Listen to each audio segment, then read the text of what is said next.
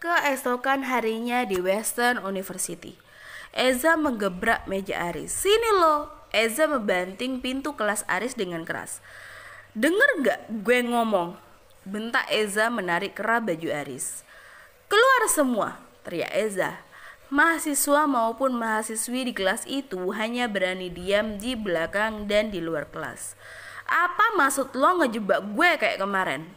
Aris hanya diam. "Jawab, punya mulut kan lu?" bentak Eza. Lagi-lagi Aris hanya diam. "Jawab woi, lu tahu nggak dengan lu berbuat kayak gini, lu tuh udah ngerugiin gue sama Zara. Jawab, apa niat lo kayak gini, ha? Pakai editan pula, udah gila apa ya? Lo ngejebak gue."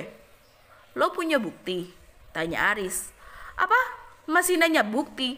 Gue nggak mungkin begini kalau gue nggak ada bukti. Apa niatan lo begini sama gue, ha?" "Ya gue nggak suka lo sama Zara. Zara itu punya gue dari dulu dan lo datang-datang langsung ngerebut dia. Dia selama ini hanya terpaksa sama lo, Za." Eza benar-benar tidak terima dengan pernyataan Aris. "Jangan jaga omongan lo itu ya, sebelum gue bikin lo abis di sini." Setelah mengatakan hal itu, Eza pun meninggalkan Aris. "Masih ada satu orang lagi nih yang perlu gue beresin," pikir Eza. Eza pun pergi ke Georgia University. Sesampainya di sana, Eza mencoba menelpon Zara tetapi tidak diangkat juga. Tidak berapa lama, akhirnya Zara menelpon Eza. "Halo kak." "Zar, kamu di kampus nggak?" tanya Eza. "Iya kak, ini masih ada mata kuliah. Kenapa ya kak?" "Aku ke Georgia ya sekarang, mau jemput kamu." "Loh, aku masih 2 jam lagi kak." "Ya udah nggak apa-apa, aku tungguin." "Oh ya udah kak." Eza pun memutuskan sambungan teleponnya dan turun dari mobil. "Sini lo," ujar Eza menarik seseorang secara tiba-tiba. "Apa maksud lo ngejebak gue kemarin, ha?" "Aduh Eza, apaan sih Za?" ujar Susi. Ya, dia adalah Susi. "Lu sama Aris kerja sama kan? Udah deh, ngaku aja lo. Nggak usah pura-pura nggak tahu. Dikira gue bego apa? Niatan lu begini karena apa, ha?" ucap Eza menahan sedikit emosinya. "Gue suka sama lu dari dulu Za, bahkan dari dulu saat kita masih SMP. Lo selalu aja sibuk sama cewek lo, Haifa lah, Yolanda lah. Ternyata lo sekarang udah punya yang lain." "Iya tapi gak usah sampai ngejebak gue kayak gitu juga kan, sampai ngirim foto itu ke orang tua gue lagi." Susi hanya diam. "Jangan mikir gara-gara lo cewek ya gue gak bakalan ngapa-ngapain lo." Eza pun meninggalkan Susi dengan 100 perasaan yang tak karuan. 2 jam kemudian, Zara sudah pulang dari kampus dan dia pun menghampiri Eza yang ada di mobilnya. "Hai kak," sapa Zara, lalu Zara memasuki mobil Eza. "Lama ya?" Nggak apa-apa, udah ayo. Tapi bentar deh. "Kenapa kak? Ada yang mau gue tunjukin nih." "Apaan?" Eza mengambil ponselnya dan menyerahkan ponsel itu kepada Zara. "Tonton ini sekarang." Video pun berputar. Terdapat Zara dan juga Eza di dalam video yang dilihat seperti orang yang sedang mabuk dan video itu pun selesai. "Tahan, jangan marah dulu, masih ada nih satu video lagi." Aris dan juga Susi membopong Zara ke dalam sebuah kamar hotel, diikuti 2 orang lagi yang tidak diketahui siapa yang membopong Eza dan video itu pun menyala. Sang perekam mencoba memvideokan hal itu melewati lubang pintu yang tak tertutup rapat. "Sekarang lo tidurin mereka berdua di sini, oke?" 2 orang itu menidurkan Eza dan juga Zara di satu ranjang. "Cepet Sus." Susi bersiap dengan kameranya. "Lo sekarang ke party tadi lagi dan ini kuncinya, mobil Eza. Lu bawa ke sini, oke mobilnya?" perintah Aris. Lalu kedua orang itu pun pergi. "Untung lo anak edit," ucap Aris kepada Susi. "Ya iyalah, Susi gitu." Oh ya Aris, terus nanti kita gimana nih cara mulangin mereka?" "Nah itu mah gampang, gue tahu rumah mereka berdua dan ini udah malam banget, jadi orang rumah mereka pasti udah pada tidur dan 2 orang tadi tuh mereka tuh jago bobol masalah beginian. Udahlah santai aja, serahin mereka sama gue," ucap Aris. "Oke siap, setelah ini gue bakalan dapetin si Eza dan lo bakalan balikan lagi sama si Zara." "Bener banget lo." Video itu pun selesai. "Berani-beraninya mereka ngejebak kita kak." "Bener itu." "Wah gila sih ini, rasanya pengen langsung dicincang tuh orang. Apa-apaan coba mereka begini. Kita tuh harus bilang ke orang tua kita kak tentang hal ini. Jelas video ini bikin aku spot jantung." "Oh ya ngomong-ngomong, kakak dapat video ini dari mana?" "Ntar kamu juga tahu sendiri kok." di rumah Zara. "Ma, Pa, aku punya hal yang perlu kalian tahu, tapi ada syaratnya." "Kenapa sih kamu datang-datang udah teriak-teriak aja? Aku mau ngasih unjuk sama sesuatu sama Mama. Ini hal yang penting banget buat aku, Ma. Tante Ros dan juga Om Winata lagi on the way ke sini. Dijemput sama Kak Eza. Ntar kalian juga bakalan tahu kok." Tak lama kemudian, benar saja Ros dan juga Winata datang ke rumah Zara. "Apaan sih ini yang mau kalian kasih tahu sampai segininya?" Zara dan Eza tidak bisa menjawabnya. Mereka tetap sibuk mengutak-ngatik laptopnya. Silahkan nonton 2 video ini. Video itu pun berputar 20 menit kemudian. "Sekarang Mama sama Papa, Om dan Tante percayakan sama kita. Kita nggak mungkin ngelakuin hal bodoh kayak gitu. Kita itu cuma dijebak. Siapa yang berani-beraninya menjebak kalian begini? Papa polisiin mereka," ujar Papa Zara. "Nggak usah, Pa. Dia udah nipu kita semua. Bahkan kita marah sama anak kita sendiri. Laporin aja orang ini. Siapa dia?" tanya Mama Zara. "Dia Aris, Ma. Aris lagi. Bener-bener ya dia. Kenapa sih bisa secerdik ini? Apa motif dia begini?" Satu lagi teman Eza yang masih ngejar-ngejar Eza dari dulu juga ikut berperan, "Ma. Itu lagi perempuan. Apa sih motif dia tuh?" tanya Mama Eza. "Aris masih sayang sama Zara dan Susi, teman Eza masih mau ngejar-ngejar Eza, Ma. Udah gila sih ini namanya. Mereka udah nipu kita dan jelas-jelas itu benar-benar bikin kita marah. Gue bisa laporin ini," ucap Papa Eza yang marah. "Gak usah lah, Om. Aris itu anak mana? Dan siapa tadi yang cewek itu?" "Susi. Nah, itu namanya. Dia tuh kampus mana?" "Aris anak Western University dan Susi anak Georgia University, Om." "Georgia, lo bisa usir dia, Win," ucap Papa Zara. "Bisa kamu keluarin anak itu, Pak," ucap Mama Eza. "Janganlah, Om, kasihan dianya.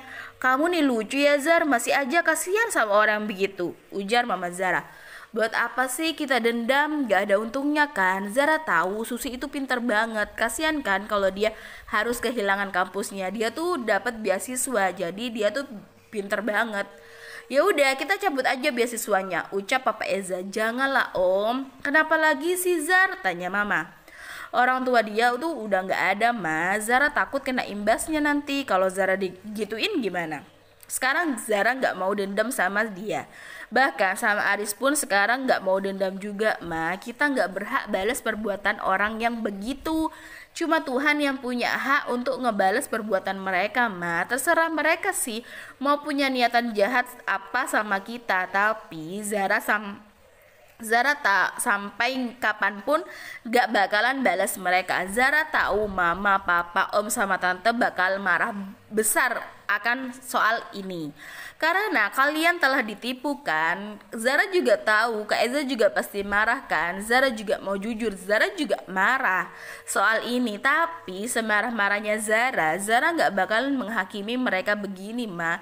Zara bukan gak ngerti perasaan kalian sebagai orang tua yang telah ditipu yang enggak-enggak ya soal anaknya. Tapi apakah baik kita membalas mereka kayak gini? Kalau mau dibikin kapok ya cukup dibilang baik-baik aja kan. Perkataan Zara membuat semua orang yang ada di ruangan itu terdiam. Zara tak berani mengangkat kepalanya. Entah kenapa di balik Zara yang kekanak-kanakan dia punya sisi dewasa. "Gue gak pernah ketemu manusia sebaik lo, Zar. Bahkan kalau gue jadi lo, udah gue laporin dia ke polisi, gue cabut segala beasiswanya dan dia dikeluarkan dari kampus. Tapi balasan lo bahkan membela mereka. Gue makin sayang sama lo, Zar." "Enggak, bukan sayang, tapi gue udah cinta sama lo," gumam Eza. "Beruntung banget ya lu punya anak kayak Zara, Cil." Tiba-tiba Tante Ros mengusap air matanya. "Mah, kok nangis sih?" tanya Eza. "Mama benar-benar terharu, Za. Kamu benar-benar hebat, Zara."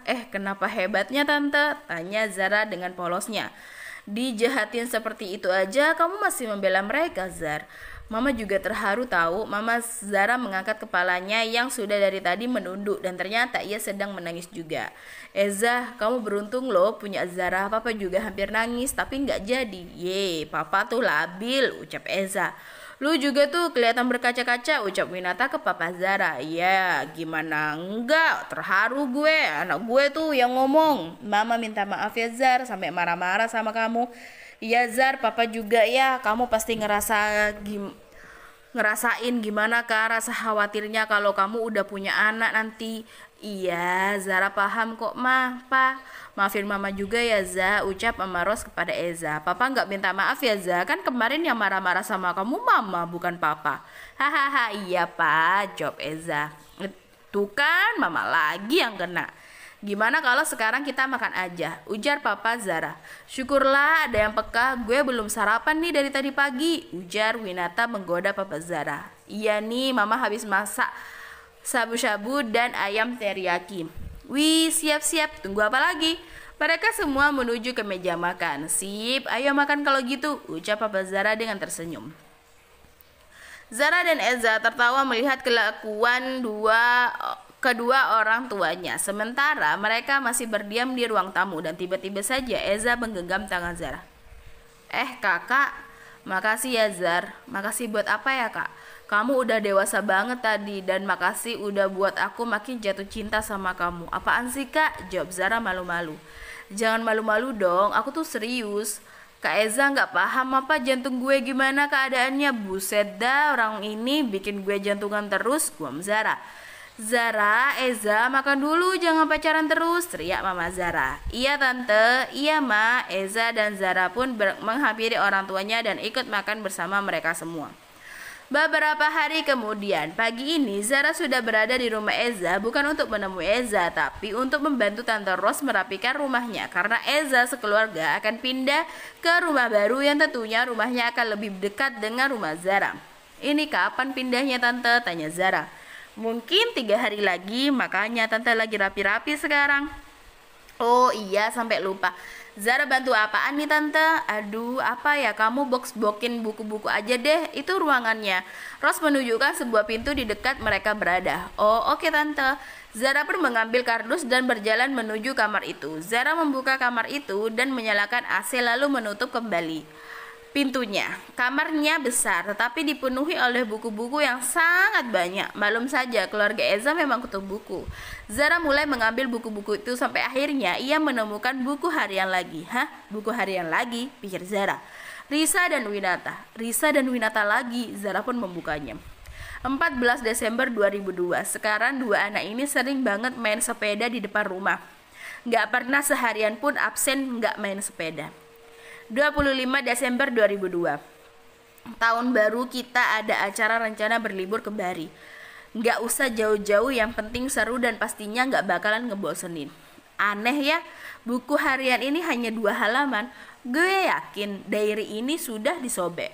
Bener-bener misterius. Gue bener-bener penasaran siapa sih si Risa ini. Kenapa banyak album dan juga buku diary bertuliskan nama mereka berdua. Apa gue tanya Tante Ros aja? Tapi kalau ternyata ini privasi orang, tapi gue penasaran. Tiba-tiba pintu terbuka. Zara spontan menutup diary tersebut dan memasukkannya ke dalam box. Tante, capek enggak Zar? Oh enggak apa-apa tante, Zara sudah biasa beres-beres kayak gini. Ya udah kalau gitu kita makan dulu yuk. Udah tante masakin teriyaki sama ayam saus manis tuh. Oke tante, Zara mau cuci tangan dulu ya. Zara pun duduk bersama tante di meja makan. Kak Eza kemana ya tante? Eza lagi ada acara di kampusnya, pulangnya masih nanti siang. Oh gitu ya tante. Iya sayang. Tante, siapa di sini yang suka nulis diary? Tanya Zara ragu-ragu. Tadi Zara nemu banyak banget diary dari tahun 2002. Itu tante yang nulis. Ros hanya tersenyum mendengar ucapan Zara. Abis makan kita pergi yuk. Kemana tante? Tante mau ajak kamu pergi. Mau nggak? Iya tante.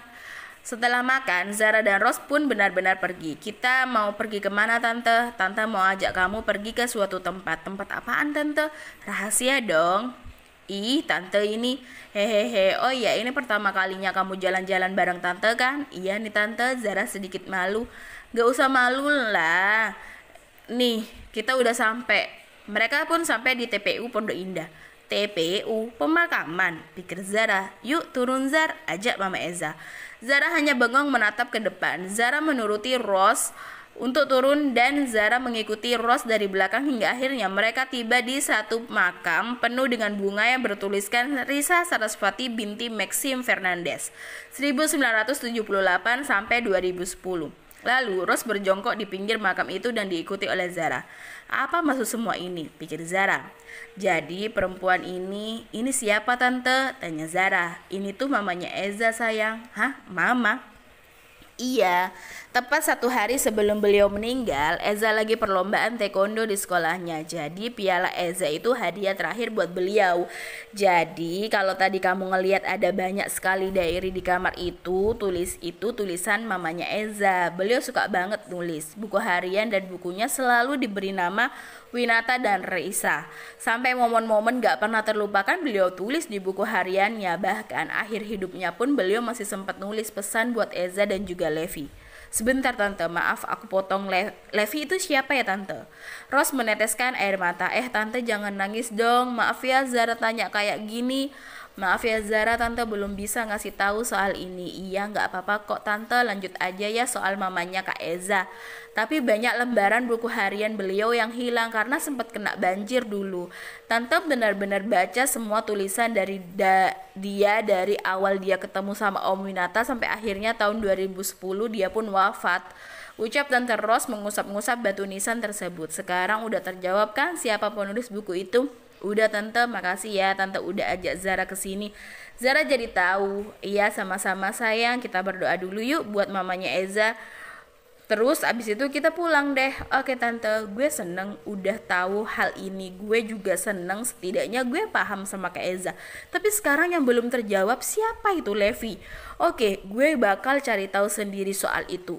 Pikir Zara ikut berdoa di depan makam Mama Eza. Bersambung.